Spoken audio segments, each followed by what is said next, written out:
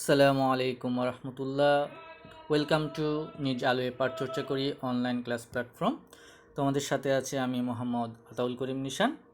প্রিয় শিক্ষার্থীরা, আমরা গত ক্লাসে মেকিং ডাব্লিউএইচ কোশ্চেনের পার্ট 1 সম্পন্ন করেছি। সেখানে আমরা শিখেছি সাবজেক্ট এবং ভার্ব পজিশনে যদি কোশ্চেন করতে হয় সেই স্টেটমেন্টগুলো থেকে আমরা কীভাবে ডাব্লিউএইচ কোশ্চেন করব। তো আশা করি তোমরা সেটা খুব ভালোভাবে বুঝতে পেরেছো এবং তোমাদের যে হোমওয়ার্ক ছিল সেটা তোমরা কমপ্লিট করেছো। আজকে আমরা পার্ট 2তে অবজেক্ট পজিশন এবং অবজেক্ট পজিশনের একটা বিশেষ প্রকার অ্যাডভার্ব সেটা নিয়ে একটু আলোচনা করব। চলো আমরা আমাদের ক্লাস শুরু করি। শুরুতেই দেখো, আমরা বলেছিলাম যে শুধুমাত্র একটি স্ট্রাকচারকে বেস করেই আমরা মেকিং ডাব্লিউএইচ কোশ্চেনগুলো করব। তার মধ্যে সেই স্ট্রাকচারটা আশা করি তোমাদের মনে আছে, তারপর তোমাদের সুবিধার জন্য একটু আবার বলছি।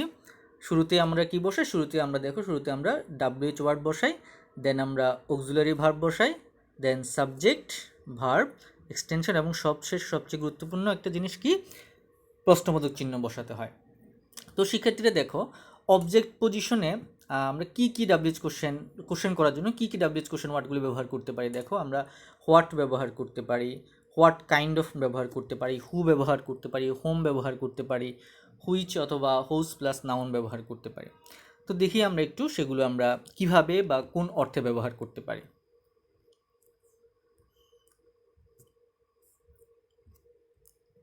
শুরুতেই দেখো, যদি অবজেক্টে সেই ওয়ার্ডটি কোনো বস্তুবাচক অবজেক্ট হয় তখন আমরা সেটার জন্য কি ব্যবহার করতে পারি? হোয়াট ব্যবহার করতে পারি। একটু অপেক্ষা করি আমরা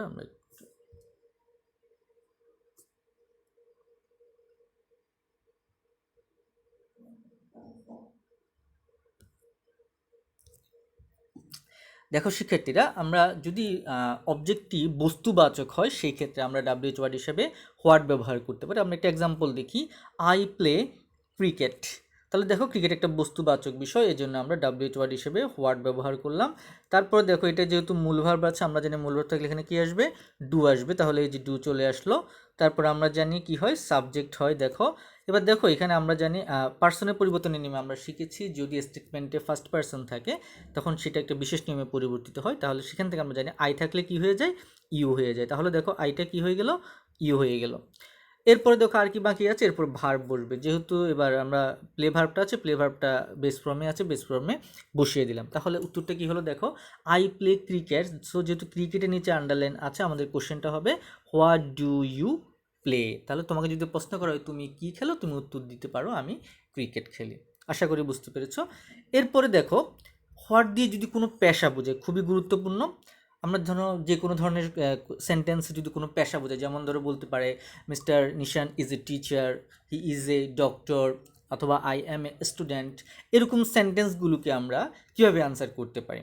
তাহলে দেখো, যদি অবজেক্টে কোনো পেশা বোঝায় সেই ক্ষেত্রে আমরা আনসারটা তিনভাবে করতে পারি। খেয়াল করো, what does mister Joy do. আমরা এখানে যে সেন্টেন্স লিখলাম, mister Joy is a doctor, তাহলে আমরা এই প্রশ্নটা এভাবে করতে পারি, what does mister Joy do.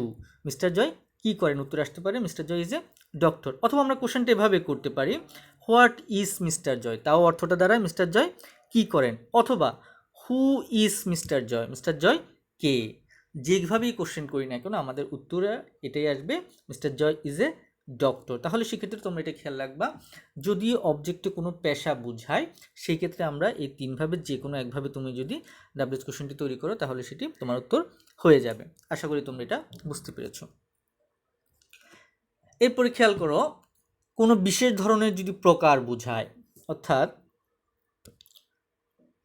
যেমন আমরা একটা এক্সাম্পল দেখি, he likes books about animals. দেখো, এখানে শুধু বলে নাই যে সে বই পছন্দ করে, এখানে বিশেষভাবে বললো কোন ধরনের বই পছন্দ করে। তাহলে এরকম ক্ষেত্রে আমরা হোয়াট কাইন্ড অফ ব্যবহার করতে পারি। তাহলে সেন্টেন্সটা দেখি আমরা একটু, he likes books about animals. তাহলে আমরা অ্যাবাউট অ্যানিমালসের পরিবর্তে যে ডাব্লিউএইচ ওয়ার্ডটা আনলাম সেটা কি? What kind of books. এরপর আমরা জানি, দেখো অক্সিলারি ভার্ব আসে, যেহেতু ভার্বের সাথে এস বা ইএস আছে সেহেতু অক্সিলারি ভার্ব ডাজ আসলো। এরপরে সাবজেক্ট বসার কথা হিসেবে সাবজেক্ট হিসেবে হি বসলো। তারপর ভার্ব বসার কথা, এই যে ভার্ব হিসেবে লাইক বসলো। আর কোনো এক্সটেনশন অতিরিক্ত না অংশ না থাকার কারণে আমরা প্রশ্নবোধক চিহ্ন বসিয়ে আমরা আমাদের প্রশ্নটি শেষ করলাম।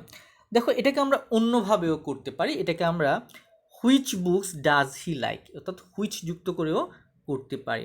অর্থাৎ আমরা হুইচ বুকস বলি অথবা হোয়াট কাইন্ড অফ বুকস বলি, আমাদের উত্তরটা একই আসবে। আমরা আরেকটা এক্সাম্পল দেখি, মারিয়া ইজ এ গুড লার্নার। তাহলে মারিয়া কেমন ধরনের লার্নার সেটা জানার জন্য আমরা ইংলিশে প্রশ্ন এভাবে করতে পারি, হোয়াট টাইপ অফ লার্নার। এরপর দেখো ভার্ব অক্সিলারি ভার্ব বসার কথা বসলো, সাবজেক্ট বসার কথা বসে গেল, অক্সিলারি ভার্ব আছে যা আছে তাই বসে গেল, ভার্ব যা আছে তাই বসে গেল। সেক্ষেত্রে আমরা জানি যদি সেন্টেন্সে বি ভার্ব থাকে সেই ক্ষেত্রে এর পরবর্তীতে অর্থাৎ এই যে এই ভার্বগুলো বসানোর প্রয়োজন নাও হতে পারে। তো এটা একটা সেরকমই একটা উদাহরণ। আশা করি তোমরা বুঝতে পেরেছো। আমরা পরবর্তী লেসনে যাই। এরপরে দেখো অবজেক্ট দিয়ে যদি কোনো ব্যক্তিবাচক কিছু বোঝায় তখন আমরা হু ব্যবহার করি।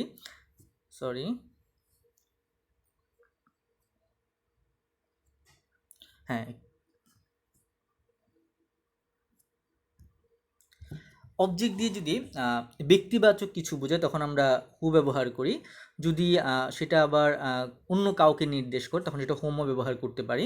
তবে আধুনিক ইংলিশে অনেক সময় হোমের জায়গায় হুও ব্যবহার করা হয়। আমরা একটু পরে উদাহরণে দেখি the doctor visited Seema last night. দেখো সীমা একজন ব্যক্তির নাম, তাহলে এটা হচ্ছে ব্যক্তিবাচক। তাহলে আমরা প্রথমত যদি হোম দিয়ে সেন্টেন্সটা করি তাহলে কি দাঁড়াবে, দেখো সীমার কারণে আমরা বললাম হোম, যেহেতু এখানে ভিজিটেড আছে সেহেতু আমাদের অক্সিলারি ভার্ব আসলো ডিড।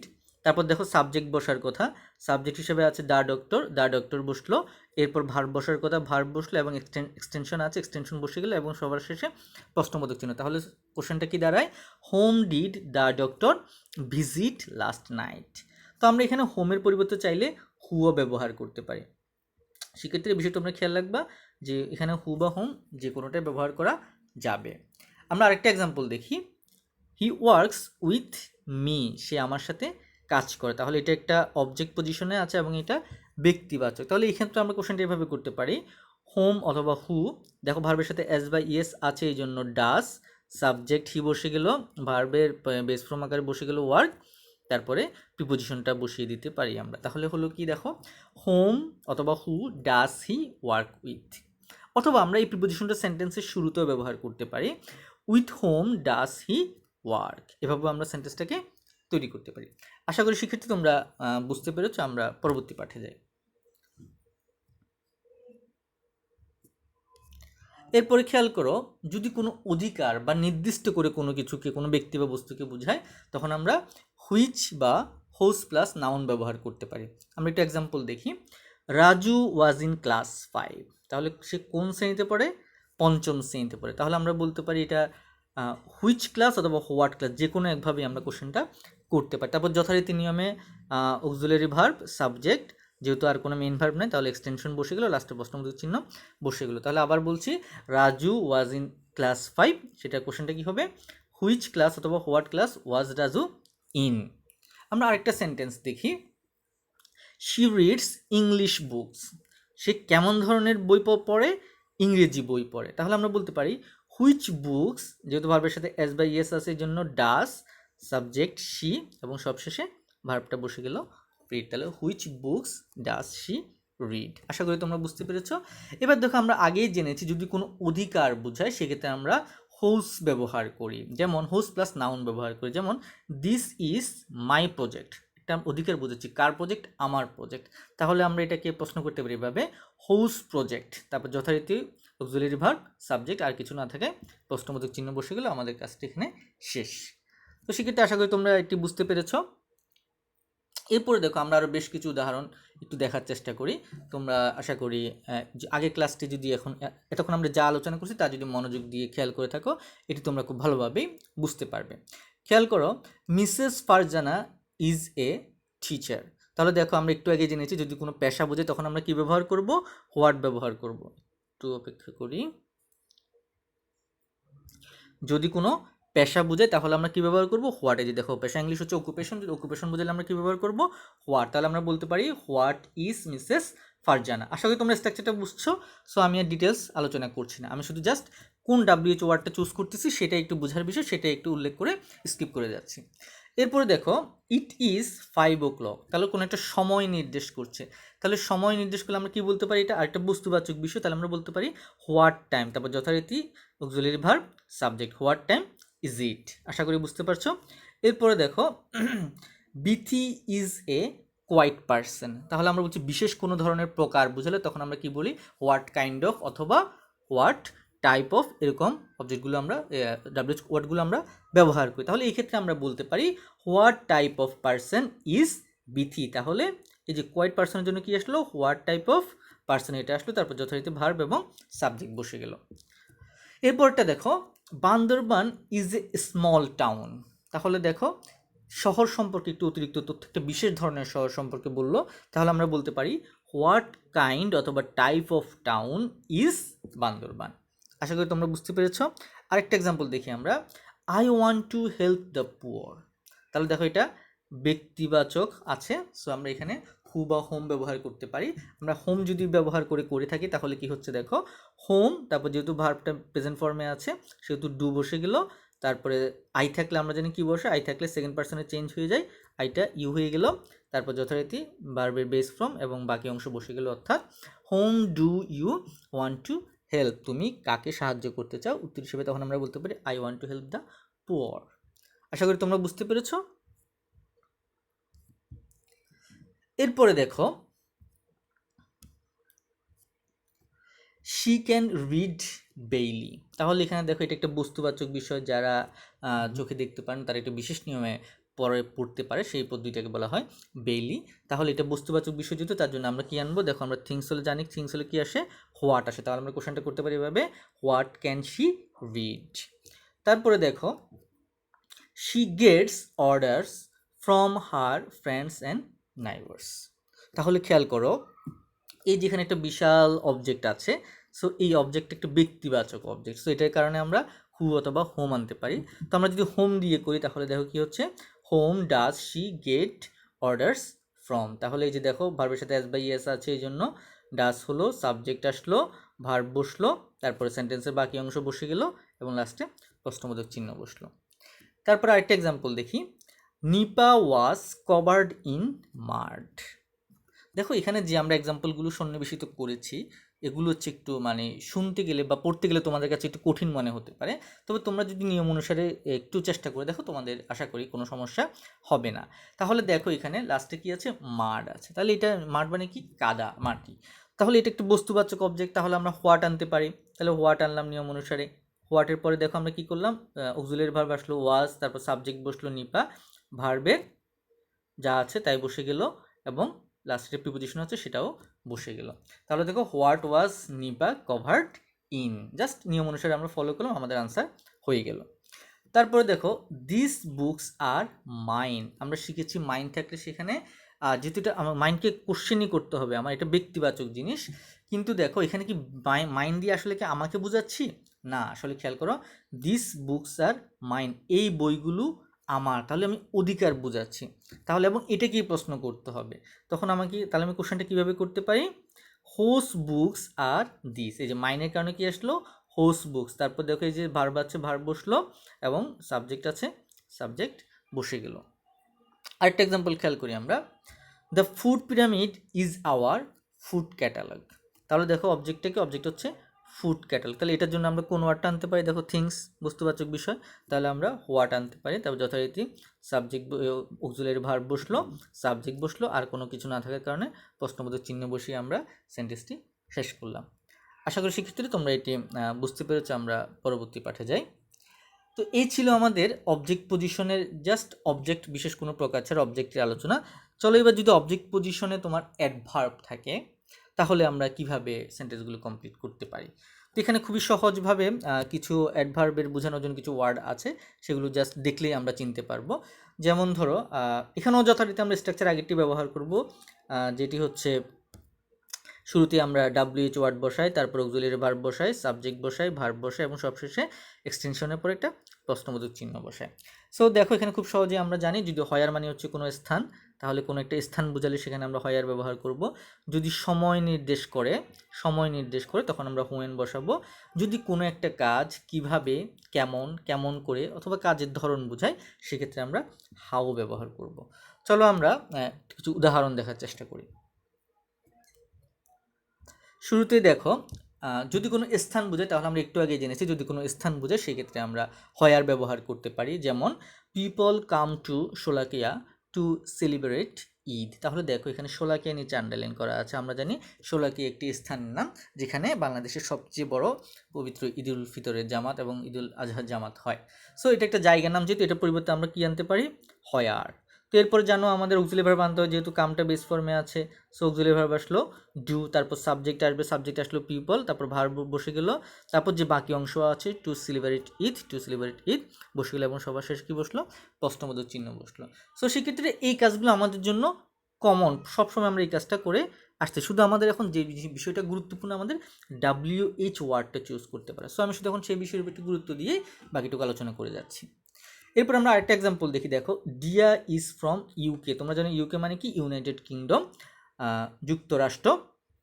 সো এটা একটা স্থানের নাম। সো এটার জন্য আমরা কি ব্যবহার করলাম, হোয়ার ব্যবহার করলাম। তারপর দেখো ভার্ব আছে, ভার্ব ব্যবহার করে ফেললাম, সাবজেক্ট আছে, সাবজেক্ট বসিয়ে দিলাম এবং এখানে আমরা একটা প্রিপোজিশনটা বুঝলাম অর্থ আরও ভালোভাবে কমপ্লিট করার জন্য। তাহলে কি হয়ে গেল, হোয়ার ইজ ডিয়া ফ্রম।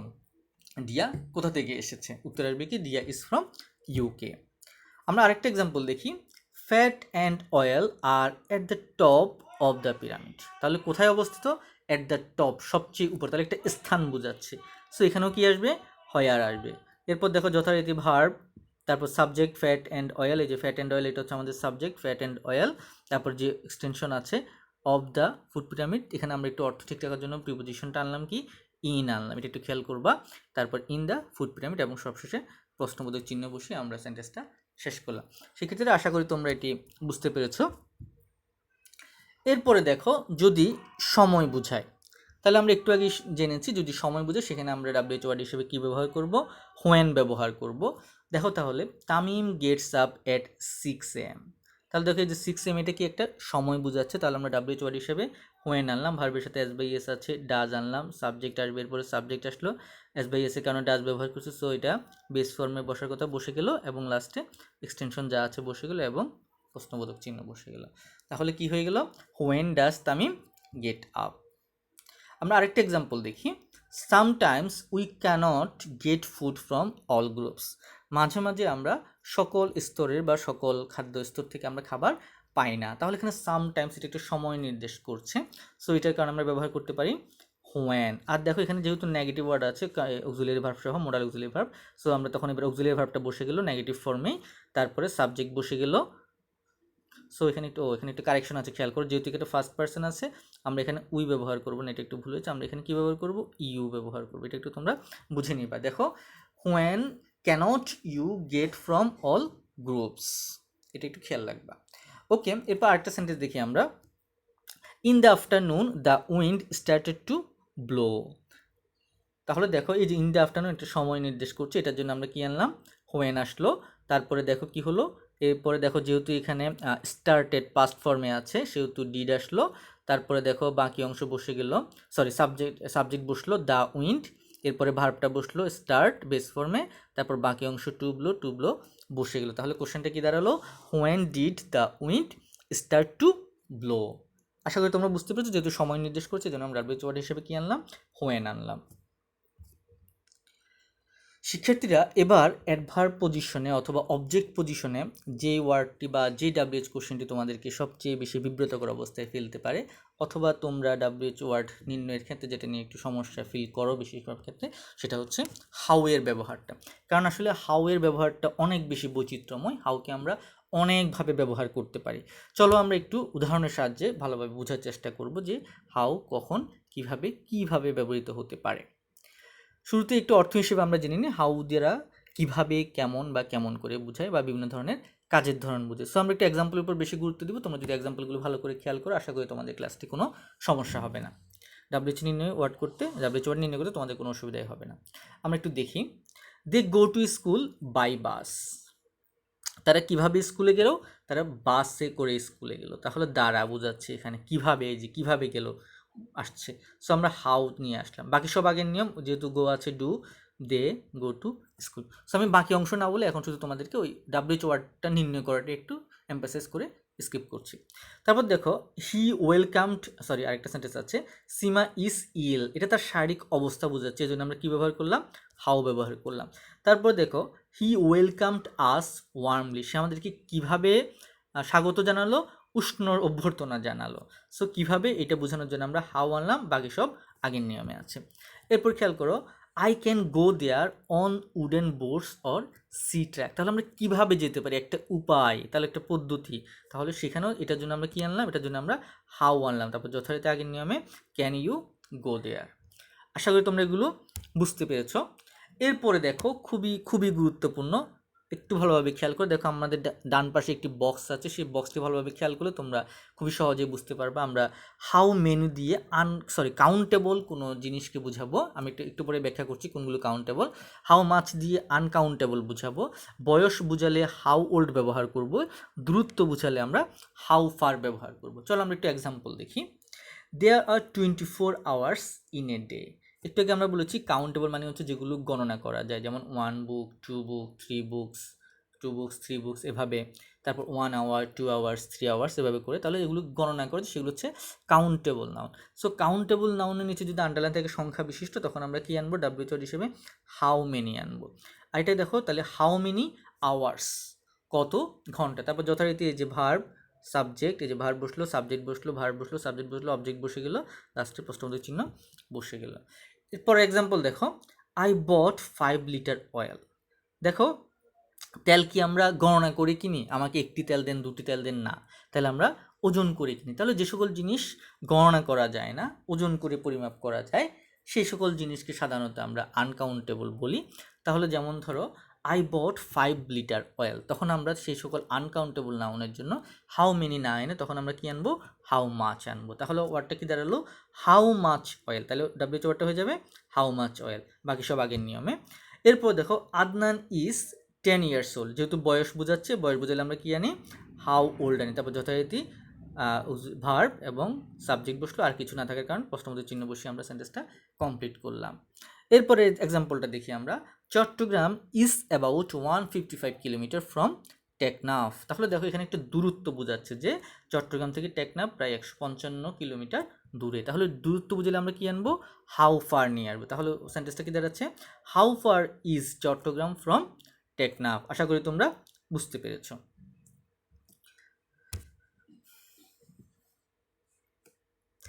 চলো আমরা অ্যাডভার্বের আরও কিছু ব্যবহার দেখি।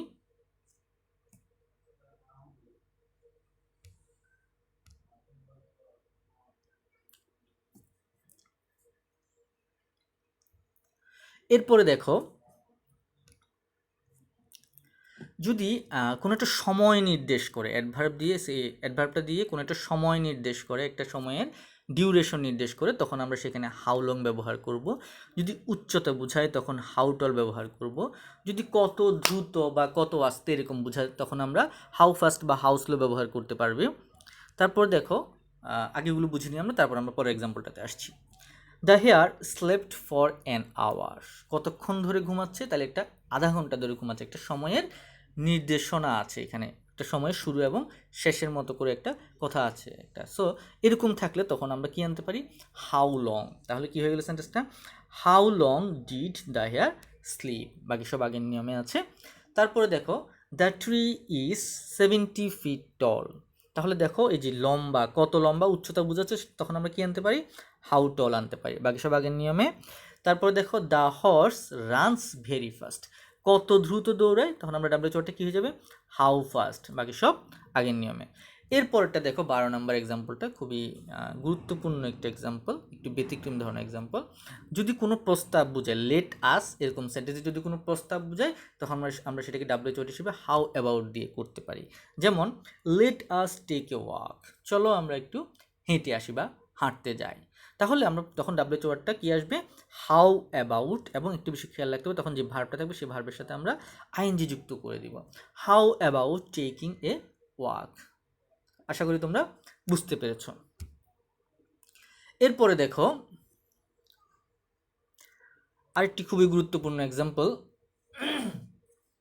দেখো হাউ অফেন আমরা কখন ব্যবহার করব। সেক্ষেত্রে দেখো তোমরা অন্যান্যগুলোর সাথে কিছুটা পরিচিত হলেও হাউ অফেন তোমাদেরকে অনেক সময় বিব্রতকর অবস্থায় ফেলতে পারে। একটু ভালোভাবে খেয়াল করো, যদি সেন্টেন্সে regularly, occasionally, sometimes, every week, every 4 years, 3 years, 2 years, 1 years ইত্যাদি, অথবা once, twice, a week, thrice a week, এরকম ওয়ার্ড নির্দেশ করা থাকে, তখন আমরা সেগুলোকে ডাব্লিউএইচ ওয়ার্ডে পরিণত করতে হাউ অফেন ব্যবহার করতে পারি। আমরা একটা এক্সাম্পল দেখি। উই টেক এক্সারসাইজ রেগুলারলি, আমরা নিয়মিত কি করি, ব্যায়াম করি। তাহলে দেখো রেগুলারলি যেহেতু আছে, সে ওয়ার্ডটার জন্য আমরা ডাব্লিউএইচ ওয়ার্ড হিসেবে কি আনতে পারি, হাউ অফেন। বাকি সব আগের নিয়মে, ডু ইউ টেক এক্সারসাইজ, সব আগের নিয়মে আছে। এরপর দেখো, the Olympics are held every 4 years, প্রতি 4 বছর অন্তর অন্তর কি অনুষ্ঠিত হয়, অলিম্পিক অনুষ্ঠিত। তাহলে এভরি 4 ইয়ার্স এটাকে ডাব্লিউএইচ ওয়ার্ড হিসেবে আমরা কি আনবো, হাউ অফেন আনবো। তারপর যথারীতি আগের নিয়মে আছে। তারপরে দেখো, he visits my house once a week, তাহলে আমরা একটু আগে জেনেছি অনস এ উইক বা টুইস এ উইক, এরকম সেন্টেন্স বোঝাতে এরকম শব্দকে ডাব্লিউএইচ ওয়ার্ডে পরিণত করে আমরা হাউ অফেন নিয়ে আসি। হাউ অফেন, এই যে ভার্বের সাথে এস বাই এস আছে, এই জন্য ডাস, বাকি সব আগের নিয়মে। How often does he visit your house. আশা করি তোমরা বুঝতে পেরেছো।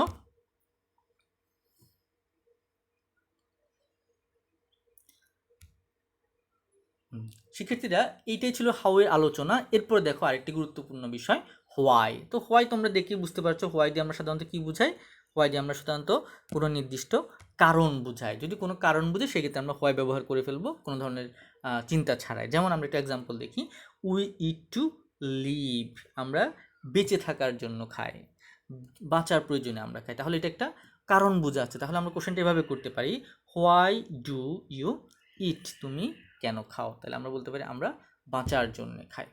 তারপর দেখো, everyone was afraid of COVID-19. তো তাহলে দেখো এখানে অফ দিয়ে এখানে কারণ বোঝাচ্ছে, কিসের কারণে মানুষ ভীত এখন। তাহলে আমরা এর জন্য বোঝানোর জন্য কি আনলাম, হোয়াই আনলাম। তারপর দেখো যথারীতি অক্সিলারি ভার্ব, সাবজেক্ট, তারপরে হচ্ছে আমার এক্সটেন্ড ভার্ব, বাকি অংশ বসে গেল এবং লাস্টে প্রশ্নবোধক চিহ্ন বসলো। আরেকটা এক্সাম্পল দেখি আমরা, they are very tired so went to sleep, তারা খুবই ক্লান্ত ছিল এবং যার কারণে তারা কোথায় চলে গেল, বিশ্রাম করতে চলে গেল বা ঘুমোতে চলে গেল। তাহলে দেখো এটা একটা কারণ বোঝাচ্ছে। সো কারণ বোঝানোর কারণে আমরা কি আনছি, হোয়াই আনছি। যেহেতু এখানে পাস্ট ফর্ম আছে, ওয়েন্ট, এর জন্য ডিড আনলাম। তারপর সাবজেক্ট হিসেবে ছিল দে, আমরা দে আনলাম, ভার্বের প্রেজেন্ট ফর্ম বসালাম এবং এক্সটেনশন বসিয়ে লাস্টে প্রশ্নবোধক চিহ্ন বসিয়ে আমরা সেন্টেন্সটি কমপ্লিট করলাম। তো আশা করি সেক্ষেত্রে তোমরা বুঝতে পেরেছো। আবার বলছি, যে কোনো ধরনের কারণ বুঝলে আমরা তার জন্য ডাব্লিউএইচ ওয়ার্ড হিসেবে কি আনবো, হোয়াই আনবো। তো সেক্ষেত্রে এই হচ্ছে আমাদের ডাব্লিউএইচ ওয়ার্ডের আলোচনা, মেকিং ডাব্লিউএইচ কোশ্চেনের আলোচনা। তোমরা শুরু থেকে যদি ক্লাসগুলো করে থাকো তাহলে আশা করি বেসিক আলোচনা তোমরা যদি মনোযোগ দিয়ে শুনো তাহলে তোমাদের ডাব্লিউএইচ ওয়ার্ড নির্ণয় করতে কোনো অসুবিধা হবে না। তো এখানে এখন তোমাদেরকে বেশ কিছু কাজ দেওয়া হলো। তোমরা আজকের ক্লাসটি যদি ভালোভাবে বুঝে থাকো এবং সেই জ্ঞানটি যদি একটু অ্যাপ্লাই করো তাহলে এখানে যে এক্সাম্পলগুলো দেওয়া আছে আশা করি তোমরা খুব সহজেই এই এক্সাম্পলগুলো সমাধান করতে পারবে। তো তোমরা যদি নাও করতে পারো, কোনোটাই তোমাদের অসুবিধা হয়, তোমরা আমাদেরকে জানাতে পারো, অথবা আগামী ক্লাসে আমরা এইগুলোর সমাধান নিয়ে তোমাদের কাছে উপস্থিত হব। তার আগেই তোমরা এগুলোকে নিজেভাবে নিজে বুঝে একটু আনসার করার চেষ্টা করবে। কোনো অপশন নিয়ে যদি তোমাদের কোনো কোশ্চেন থাকে, কোনো জানার কিছু থাকে, তাহলে তোমরা সেগুলো পরবর্তী ক্লাসের জন্য নোট করে রাখতে পারো, অথবা তোমরা কমেন্ট সেকশনে আমাকে জানাতে পারো, আমি তোমাদেরকে আনসার দেওয়ার চেষ্টা করব। তো শিক্ষার্থীরা, আজকে আর কথা না বলে তোমাদের সকলের দীর্ঘায়ু এবং সুস্থতা কামনা করে সবার কাছে দোয়া প্রার্থনা করে আমরা আজকের ক্লাস এখানে শেষ করছি। আসসালামু আলাইকুম ওয়া রাহমাতুল্লাহি ওয়া বারাকাতুহু।